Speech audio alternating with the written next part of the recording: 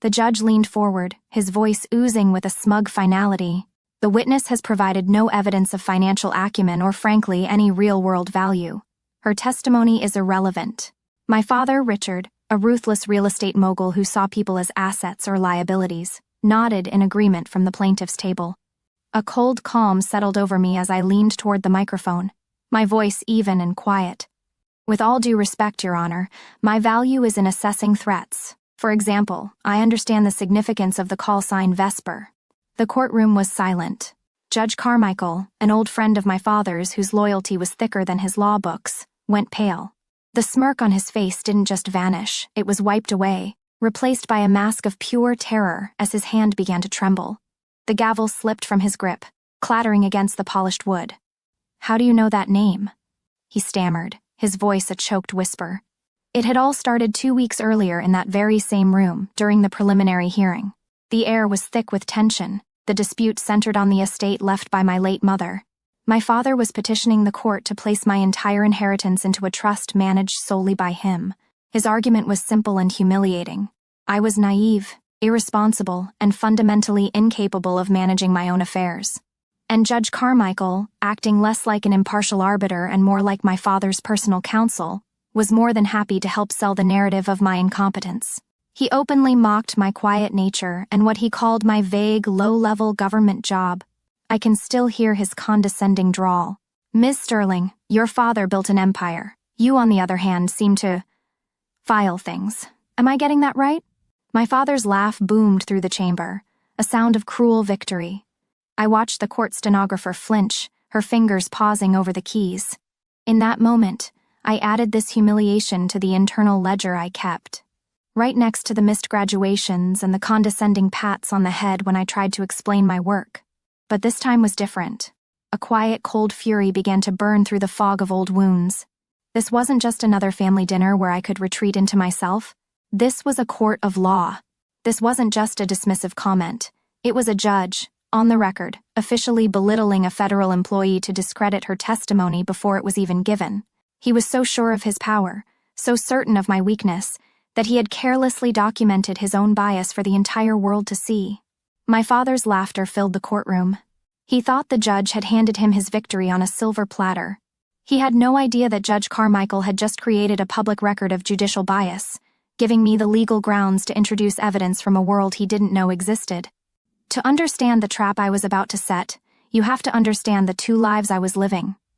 My father's perception of me was a carefully constructed fiction, a story he told himself and everyone else so often that it became their reality. To him, I lived a small, gray life. To me, I was living a double life, and the chasm between the two was a universe wide.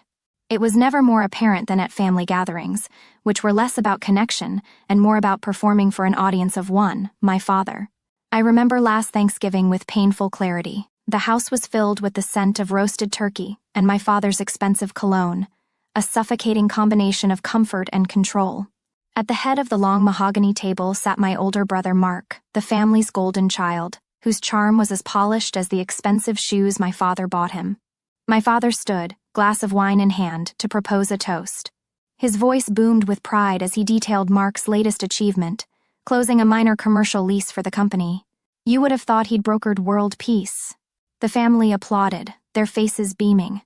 It was just another Tuesday for Mark, but my father framed it as a monumental victory, another brick in the shining legacy of his chosen son. Later, during a lull in the conversation, I tried to share a piece of my own life. I mentioned quietly that I had just received the director's citation for excellence, a significant commendation in my field. My father, in the middle of a conversation about market caps, paused. He turned to me and gave me that familiar condescending pat on the head, the one reserved for a child who'd brought home a crayon drawing. "Oh, that's wonderful, honey," he said, his smile not quite reaching his eyes. "Another gold star for your collection." Then he turned right back to the adults and their important discussion, dismissing me completely. The sting of it was sharp and immediate, another entry in the long internal ledger of 1,000 similar cuts. A few minutes later, he gestured to me while speaking to a cousin. "That's our little G-woman over there," he said with a chuckle, and the table laughed along.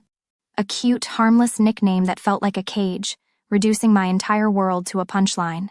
"Now, Contrast that memory with my reality from the very next day. I was not in a warm, wood-paneled dining room. I was deep inside a skiff, a sensitive compartmented information facility. It's a place with no windows, where the only sound is the low hum of servers, and the air tastes like cold, filtered electricity. The walls are built to block any and all signals from getting in or out. In that room, I wasn't little G woman. My call sign was Pathfinder, and I was the lead analyst for Operation Nightfall, a multi-agency task force targeting a web of international financial corruption so vast it threatened to destabilize entire economies. My audience wasn't my dismissive family. It was the Deputy Director of National Intelligence, General Evans, a stern four-star general who commanded armies and had the president's ear. He stood with his arms crossed as I pointed to a complex chart on a large monitor, my voice the only one in the room. I wasn't shy or quiet here. I was the authority. The SIGINT confirms Vesper's reporting, I stated, my tone level and confident. The shell corporations are using the same encrypted backchannel as the Cayman account. We have a clean pathway to the source. I saw the data not as numbers, but as a narrative of greed and crime, and it was my job to read it. General Evans listened, his eyes fixed on the screen, absorbing every word. He didn't pat me on the head. He didn't call me cute. He simply nodded, the highest praise you could get from a man like him. Proceed with the trace protocol, Miss Sterling, he commanded quietly. My office will provide top cover. In that silent, sterile room, I had more power and respect than my father or brother could ever comprehend. I was not invisible here. I was essential. This was the duality I lived in, the chasm between the daughter my father saw and the professional I actually was. And now, in this legal battle, he was trying to use that twisted perception as a weapon. He dared to stand in court and invoke the memory of my mother, a woman of quiet strength and fierce intelligence whom he had systematically underestimated his entire marriage. His lawyer's arguments were filled with phrases like, honoring her wishes, but I knew the truth. He twisted her memory into a tool for his own greed. Your mother knew you couldn't handle this kind of pressure, Sarah, he'd said to me with feigned concern before the hearing began. She would want me to protect you, to protect her legacy from your instability. The word hung in the air, a deliberate and cruel choice. He was painting me as fragile, as broken, all to get his hands on what was rightfully mine. He wasn't protecting her legacy, he was trying to steal it, just as he had tried to suffocate her spirit when she was alive. For my entire adult life, I had kept my two worlds separate to protect my family from my reality. Now, to protect my mother's legacy from my family, I would be forced to merge them. They only understood the language of money and power. It was time I showed them what real power looked like. That night, back in my sterile apartment that felt more like a barracks than a home, the hot shame from the courtroom finally cooled into something else. It became a cold, hard resolve. The emotional pleas I had rehearsed in my mind, the arguments about fairness and my mother's true wishes. They were useless. Dust in the wind. My father and Judge Carmichael operated in a world of leverage and loopholes, not love and respect. Trying to appeal to their hearts was like trying to appeal to a spreadsheet. There was nothing there. So, I made a decision. I would not fight them on their emotional battlefield, a field they had mined for years. I would not try to convince the judge of my worth. I would force him to acknowledge it. My goal wasn't revenge, not in the way my father would understand it. It was simpler. It was a procedural correction. I would use the rules of his own system, the very laws he swore to uphold, to make my position undeniable and his untenable. The next morning, I sat with my lawyer, a quiet but sharp woman who understood discretion. We drafted a motion. It wasn't aggressive or accusatory. On the surface, it was a simple formal request, the kind of boring paperwork that clogs up the legal system. We were petitioning to introduce a sealed federal case file as evidence of my professional responsibilities and fitness of character. Specifically, Case File 71CR-994, designated Operation Nightfall. It looked like a desperate Hail Mary, but I knew that specific file number, once entered into the court system, would trigger silent alarms all the way up the chain of command at the Department of Justice. It was a digital tripwire. To be certain, I made one call. I used a secure line to contact a liaison in my agency's legal counsel. I didn't ask for a favor or for anyone to bend the rules. I asked a single, precise, procedural question. If a judge presiding over a civil matter is named as a person of interest in a sealed federal investigation, I asked, my voice steady, what is the protocol for a witness with direct knowledge of that investigation? The lawyer's reply was crisp and immediate, devoid of any emotion. The witness is obligated to report the potential conflict of interest, Ms. Sterling. Failure to do so is a breach of federal code. Your motion to introduce the case file is the correct and necessary first step. The system will take it from there. The trap was legal, ethical, and perfect. And it was set. The motion was filed, a digital bombshell sent through official channels. My father and Judge Carmichael would see it as a desperate, amateur move. They had no idea they weren't just being served a legal notice. They were being served a summons into my world. The day of the final hearing felt like a change in atmospheric pressure. The air in the courtroom was thin and sharp, charged with a tension that only I seemed to fully appreciate. My father, Richard, sat at his table, projecting an aura of absolute, unshakable confidence. He caught my eye as I walked in and gave me a slow, pitying look. The kind one gives a wounded animal you know is about to be put down. He saw my motion to introduce evidence as a pathetic, desperate act. He thought he was about to witness my final public humiliation. I let him think it. Let him enjoy these last few moments in the world he thought he controlled. Judge Carmichael was already on the bench, holding the pages of my motion between his thumb and forefinger as if they were contaminated. He radiated an annoyance so profound it was almost theatrical. He was a king in this little courtroom kingdom, and I was a peasant who had dared to question his decree. He cleared his throat, letting the silence stretch for an uncomfortable length of time before beginning, his voice dripping with a sarcasm so thick you could taste it. "Miss Sterling," he began, glancing over at my father with a conspiratorial smirk. "The court has received your unusual motion." He paused for effect. "Before I dismiss it as the frivolous document that it so clearly is, perhaps you can explain to us what a low-level analyst could possibly know about a sealed federal case?" He winked. A tiny, almost imperceptible gesture. But it was a signal to my father that the game was already won. My lawyer tensed beside me, but I placed a calming hand on her arm and stood. I walked to the witness stand with deliberate, even steps. I could feel every eye in the room on me. My father's full of smug pity, the judge's full of scorn.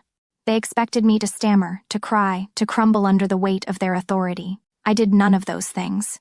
I simply sat, adjusted the microphone, and waited for him to finish his performance. He saw my silence as fear.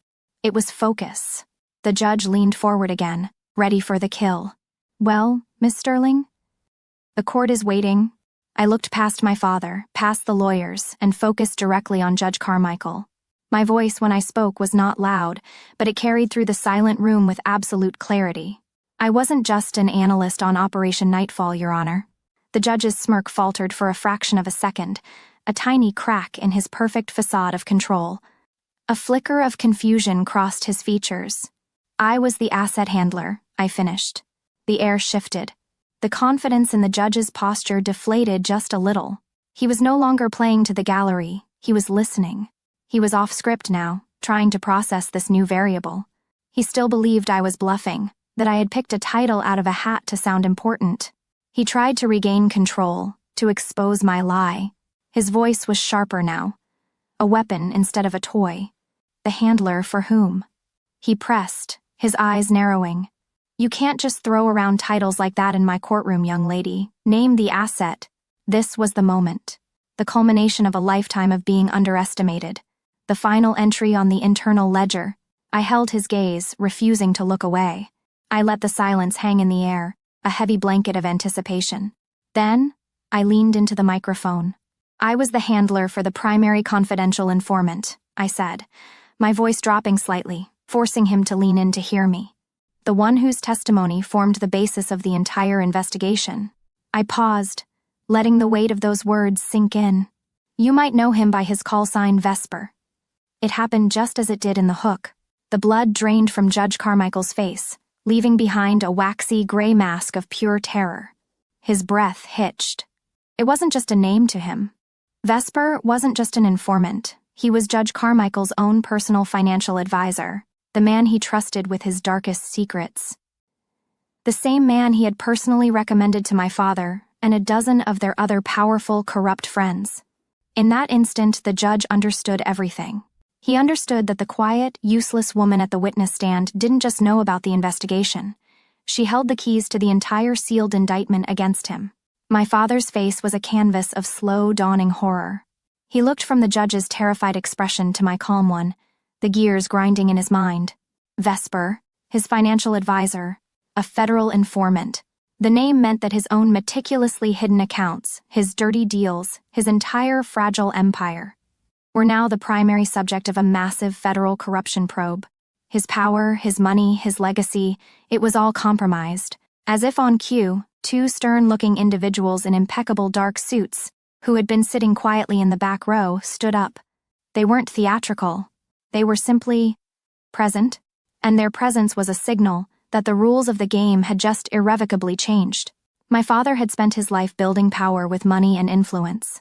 In the end, it only took one word, one name from my world, to tear his entire kingdom down.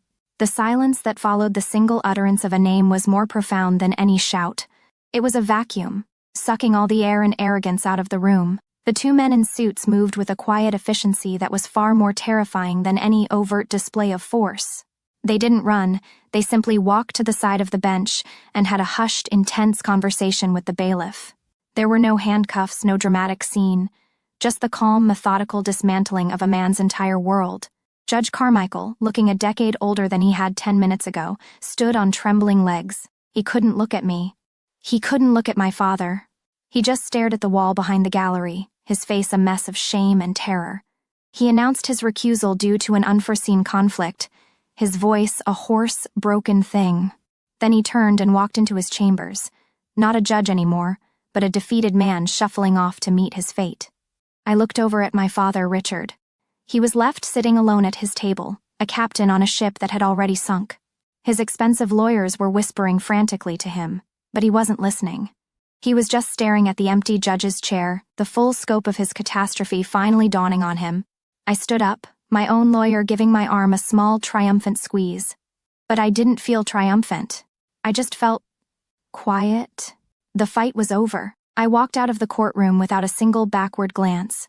The inheritance, the money, the entire reason for the lawsuit, it was all secure, but it had long since ceased to be the point. I wasn't walking away with a victory.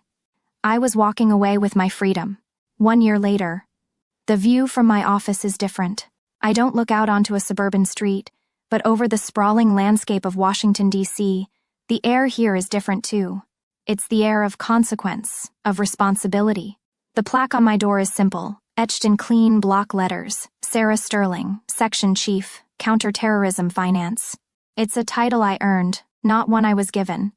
I was in the middle of a briefing for my new team, a group of brilliant, hungry analysts, outlining a complex network of dark money flowing through Eastern Europe.